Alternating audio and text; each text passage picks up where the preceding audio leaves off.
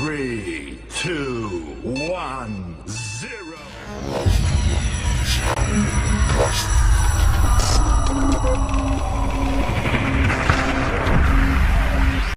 Halo, assalamualaikum warahmatullahi wabarakatuh. Perkenalkan, nama saya Zlita Tuanenggolan, NIM 0602192046, semester 5, Prodi Sejarah Peradaban Islam, Fakultas Ilmu Sosial, Universitas Islam Negeri Sumatera Utara, Medan.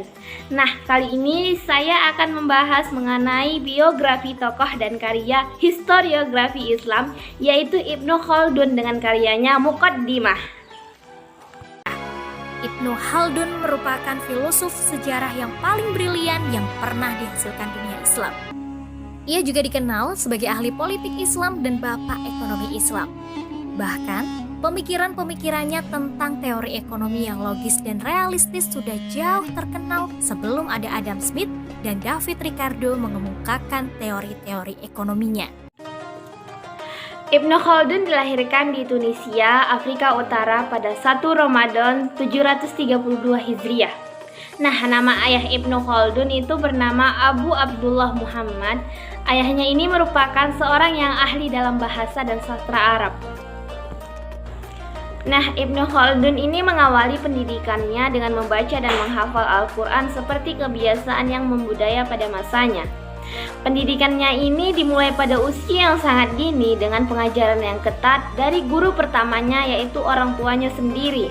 Kemudian barulah beliau menimba berbagai ilmu dari guru-guru yang terkenal pada masanya sesuai dengan bidangnya masing-masing. Misalnya itu seperti mempelajari bahasa Arab dengan sastranya, Al-Quran dengan tafsirnya, hadis dengan ilmunya seperti ilmu tauhid, fikih, filsafat, dan ilmu berhitung. Salah satu karya dari Ibnu Khaldun yaitu Muqaddimah. Nah, Muqaddimah ini ialah bagian pertama dari kitab Al-Ikhbar yang membahas tentang masyarakat dan gejala-gejalanya, seperti pemerintahannya, kedaulatannya, kekuasaan, otoritas, pencaharian, penghidupan, perdagangan, keahlian, dan ilmu-ilmu pengetahuan. Pokok-pokok pembahasan di dalam kitab Muqaddimah ini terdiri dari 6 bab.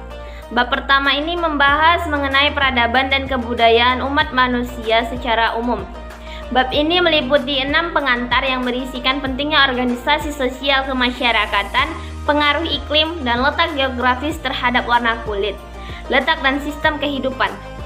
Di dalamnya juga membahas tentang wahyu, mimpi, kesanggupan manusia mengetahui yang gaib secara alami maupun melalui latihan khusus. Bab kedua ini membahas tentang kebudayaan Badui dan suku-suku yang lebih beradab, peradaban masyarakat pengembara, bangsa-bangsa dan kabilah-kabilah liar, serta kehidupan mereka. Bagian ini terdiri dari 29 pasal. Sedangkan di bagian bab 3 membahas tentang negara, kerajaan, khilafah, tingkatan kekuasaan, dan hal-hal lain yang bersangkutan dengan menekankan filsafat sejarah untuk mengetahui sebab-sebab munculnya kekuasaan dan sebab-sebab runtuhnya suatu negara. Dalam bab ini membahas secara luas mengenai negara, kedaulatan, persoalan politik, dan sistem pemerintahannya. Bab keempat membahas berbagai hal tentang wilayah-wilayah pedesaan dan perkotaan, kondisi yang ada, berbagai peristiwa yang terjadi, dan hal-hal utama yang harus diperhatikan. Sedangkan bab kelima membahas berbagai hal tentang sisi perekonomian negara, mata pencaharian, ekonomi, perdagangan, dan industri.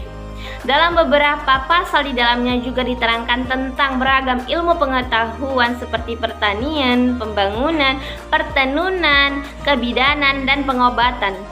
Bab ke-6 ini juga membahas berbagai jenis ilmu pengetahuan, pengajaran, dan metode-metodenya, serta berbagai aspek yang berkaitan dengan masalah tersebut di dalam tradisi Arab.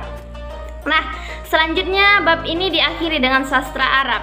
Di bagian-bagian bab di atas terlihat jelas bahwa betapa luas beragamnya bidang yang dihasilkan oleh Ibnu Khaldun di dalam kitabnya yaitu Muqaddimah.